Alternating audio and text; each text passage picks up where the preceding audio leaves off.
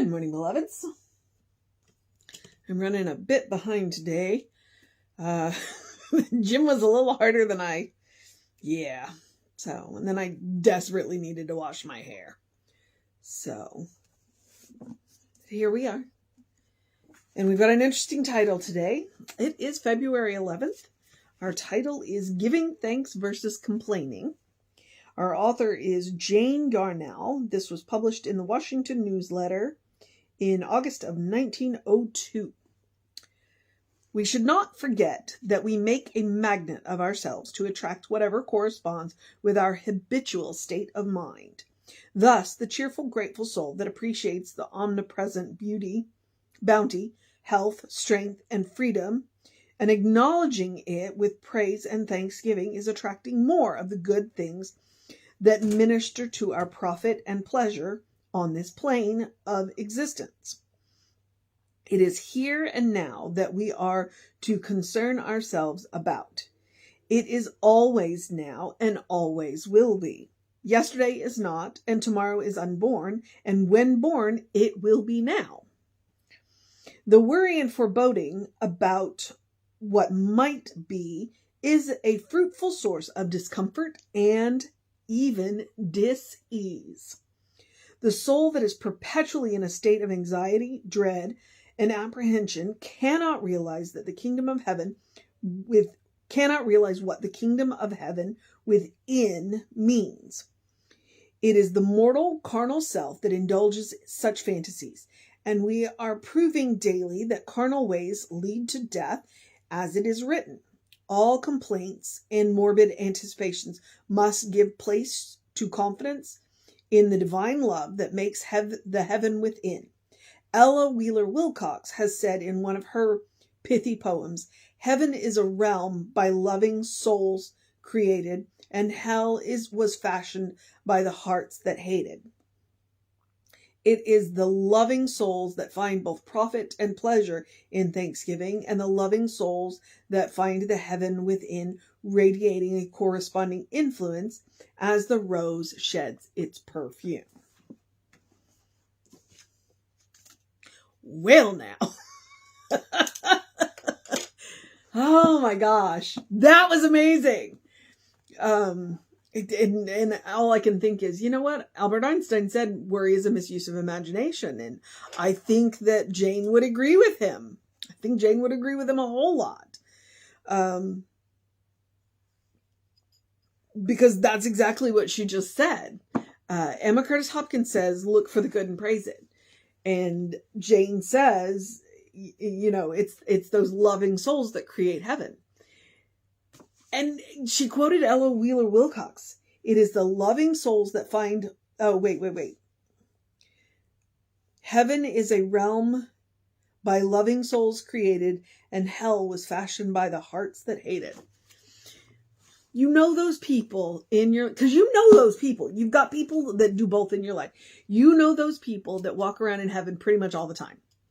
And you know those people who are constantly in hell. You do.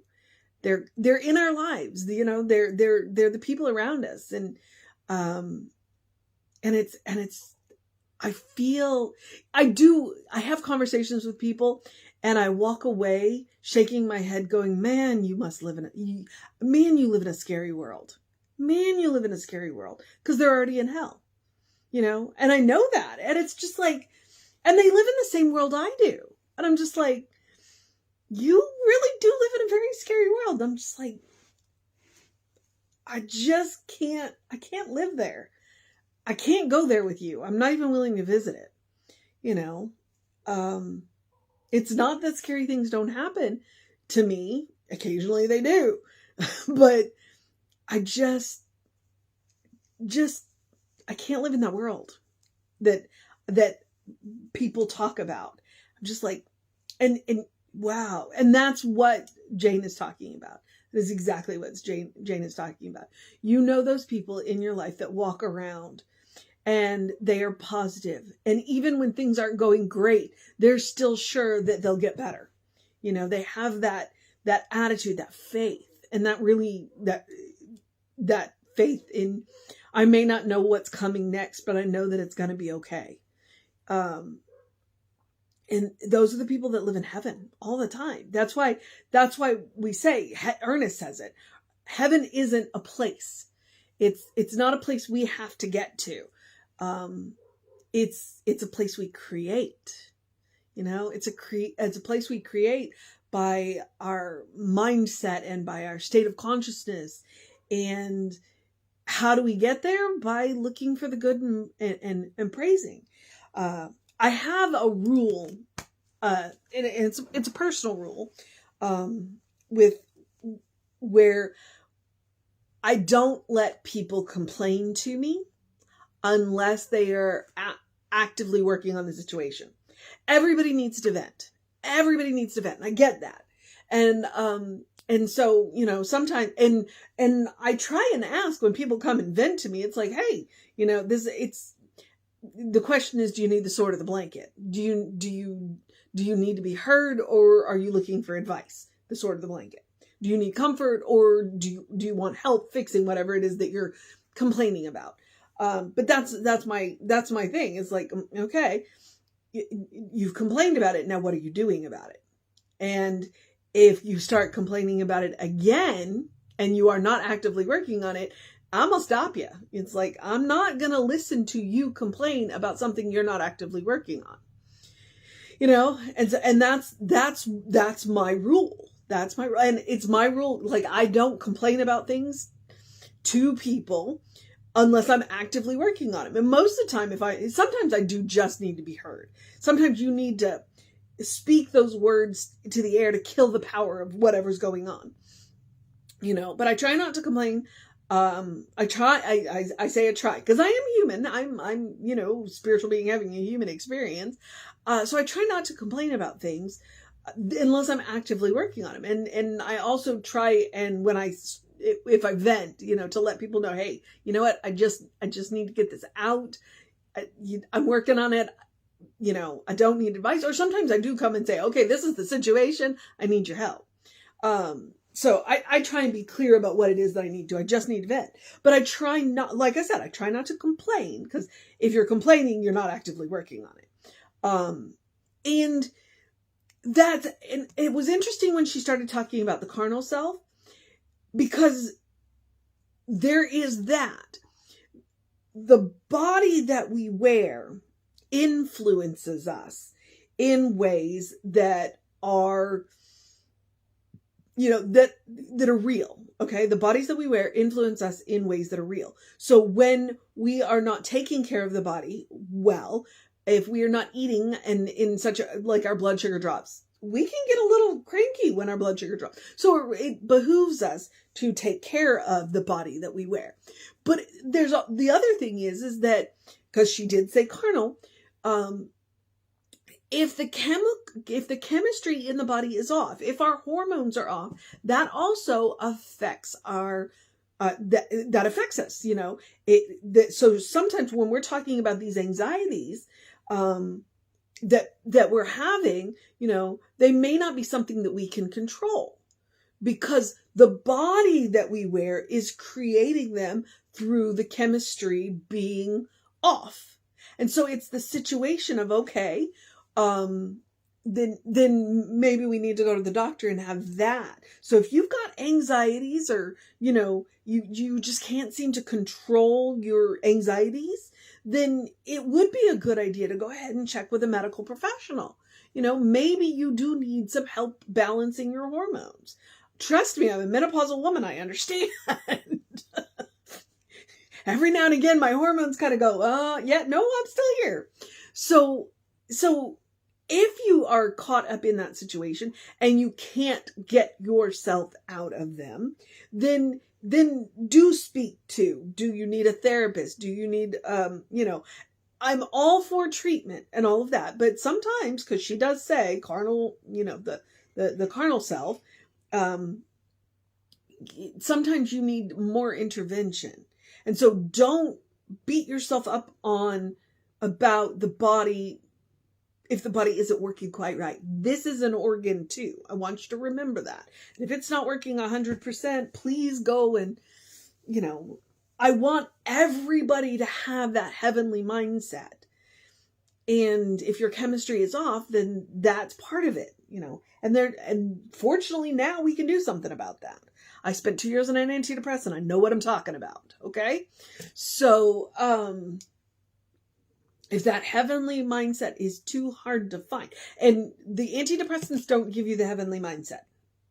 I asked one day, I said, do the antidepressants make you, they don't make you happy. What they do is they help you think clearly. And when you can think clearly, then you can make better decisions. And then you can, then you can be that more optimistic person. And then you can have the faith that things are going to get better. Okay. So the drugs don't make you happy. The drugs won't create the heavenly mindset. They don't do that. That's not their job. Their job is to help you think clearly. Then you can look around at the world and go, you know what? The world's pretty good. So you can see the bounty of nature and things like that. I just wanted to put that disclaimer in there. You still have to do the work, even if you're taking the antidepressants. But I don't want, your brain chemistry to be what's keeping you out of heaven. There's things that you can do about it. And sometimes you need them short term, and sometimes you need them long term. Sometimes you just need to be rebalanced. Other times, and there's no shame in either one. Okay, let me get back in here because this was amazing and make sure that I've covered what I wanted to. That Ella Wheeler Wilcox.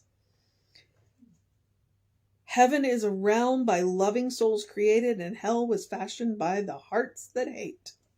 Oh my goodness. All right. So, and that first line she says, we should not forget that we make a magnet of ourselves to attract whatever corresponds to our habitual state of mind. Our habitual state of mind. What state of mind do you find yourself in more often? Okay. And if you find yourself in a more melancholy state of mind more often, then dig into why. Dig into why. Maybe you need to eat something. Maybe you need to go to the doctor and, or go talk to a therapist. Maybe you need to go talk to a doctor and get your brain chemistry rebalanced. What is your habitual state of mind? I do tend to be a little bit of a Pollyanna. I am. One of my nicknames growing up was Sunshine. My dad would call me Sunshine. Called me a lot of other things too, but Sunshine was I was a redhead too, so Pumpkin and Carrot Top were among my nicknames. But he did call me Sunshine. So, that habitual state of mind. It's very, very important. Because what you think about, you bring about.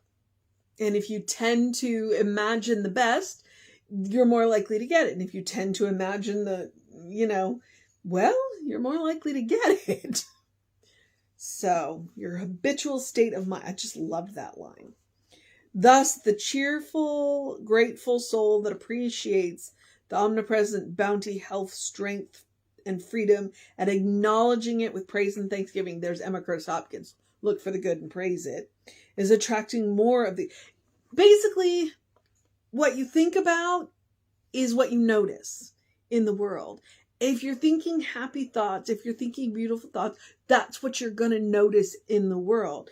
If you're thinking sad thoughts, that's what you're going to notice in the world. So that you want to go back to that habitual state of mind, not the individual. That's why I was there for a while. I was on, a big thing on weeding our garden. It's it's not the individual weeds that get us. But if we don't tend to those individual weeds, eventually they'll choke out the flowers. So, all right. It is the here and now that we are to concern ourselves about. It is always now and will always be. Yesterday is not, and tomorrow, when it is born, will be now. That's pretty, yeah. All right.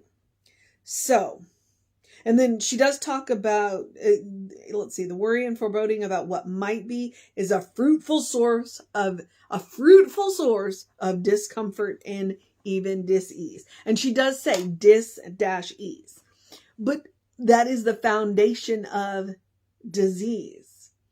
It is dis-ease. The body is uncomfortable. The mind is uncomfortable. And if we let it stay in that situation for too long, it will create problems.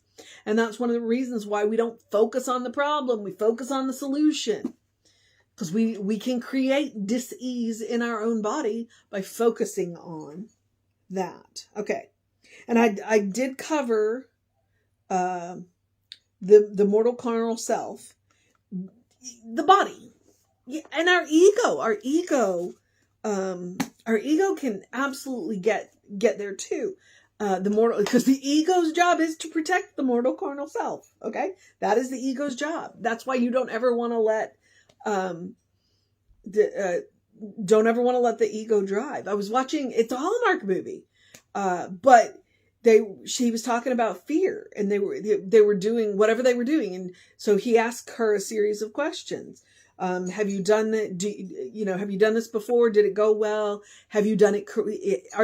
Have you done this correctly? And then, okay, then fear has done its job. You're safe. You know you're safe. You know what you're doing. Fear has done its job. Don't let fear be the boss of you. You can thank fear and tell it, I got this. I got this. Same thing. Don't let fear be the boss of you. Okay. And that's the ego's job, to keep the mortal safe. So ask it the questions. Have you done this correctly? Have you done it before? Do you know what you're doing? Okay. I got this. And then it can sit down and be quiet. All right. All complaints and morbid anticipations must give place to confidence in the divine love that makes heaven within. You on a mission today. There it is. To let the negative give way to the confidence in the divine love. Okay? It's asking you to have faith in the divine love. Have faith in the divine love, and that will give way to the heaven within. All right? That's the mission today. Should we choose to accept it? Have confidence in the divine love. That is the eternal source of you, is divine love. Have confidence in that. And unkink your hose, because you're the one standing on it. It may be something that somebody said to you that caused you to step on it, but you're the one standing on the hose. Pick up your foot or feet. All right, beloveds, that is the mission today. Confidence in divine love. The other mission I give you is the same mission I give you every day, which is to do something loving for yourself, do something kind for yourself, do something compassionate for yourself. Be it one thing, be it three things, be it all things. In the end, that's the goal. So that everything you do for yourself and others is loving, kind, and compassionate, including the hard stuff. Okay? Including the hard stuff. Especially the hard stuff. If we're going to do the hard stuff, we might as well do it lovingly, kindly, and compassionately. It'll go a whole lot easier for us and the other person. All right. So, and that's where I am a big believer in the pause, practicing the pause. Take a deep breath before you speak. If you do that, if you take a deep breath before you do anything, then you will respond rather than react. The reaction is who you've been taught to be. The response is who you actually are. Bear that in mind. And don't beat yourself up for your first thought. Okay? That's why we take that deep breath. Get that first thought out of the way and go, who am I really? Okay? You're a beloved expression of the divine. That's who you are. And when you take that deep breath, then you can act like it. The other suggestions, take a walk, take a nap, take a break. And I mean them literally and metaphorically. Just like when I say eat dessert first, I mean it literally and metaphorically. Sometimes you gotta have that, rush of good stuff, to balance out your blood sugar so that you can make a good decision. Don't save the good stuff. That's what that means, okay? Don't wait for a special occasion. Make the occasion special. All right, beloveds. And then joy. Because the world, if you watch the news, the world is a crazy place, which is why I don't watch the news. Okay? Because I don't believe the world is a crazy place. I think there are people in the world that are crazy, but I don't think the world is a crazy place. So, whatever's going on in your life, whatever's going on in the world, you still deserve joy. Please make room for joy. All right. Okay. I'm going to take a deep breath and remind you of the rest of the suggestions. Do something to engage your mind and your body, whatever that looks like for you today. Drink plenty of water. Hydration is important. You saw I brought mine with me today. Your skin works better. Your skin looks better. Your brain works better and your body works better if you are well hydrated. Drink plenty of water. Get early in your day bright light. There was no sun this morning because we're under clouds until 3 p.m. I think. Between 1 and 3. There's another front coming that'll clear the clouds out and drop the temperature because it's 70 degrees out there. It's February. It should not be 70 degrees. Although half the sweat from the gym this morning, I don't think was actually sweat. I think it was condensation because it was so muggy. But, early in your day, bright light. If you can't get it from the sun, then first thing when you get up, you want to get 5 to 10 minutes of bright light. Artificial light will work too. All right. We're resetting our circadian rhythms, which is a hormone balance. I'll talk about that. You'll have more energy during the day. You'll sleep better at night. So 5 to 10 minutes. And if you're not getting enough light in your house, Google sun lamp or seasonal effect disorder lights. They're not expensive. Don't spend a whole lot of money on them, but they can be very helpful. And because the sunlight you want is between 7 and 9 in the morning. If you're out of that range. But like I said, it's only 5 to 10 minutes. Even that, any time of the day should be. But if you get up before the sun, well, there's that. All right. Where are we? We are at the Ernest Holmes quote. Open the windows of your soul. Allow the breath of heaven to remind you. You do live in heaven right here, right now. It's all around us all the time. What does that mean? To me, 1, it's all God. It is all God. If you break us down to our most essential parts, which are the photons, which are smaller than quarks, which are smaller than electrons, positrons, and neutrons, which are then again what make up atoms, which make up molecules, which make up us. It's all God. But it also means, because that's what we're talking about today. What is heaven?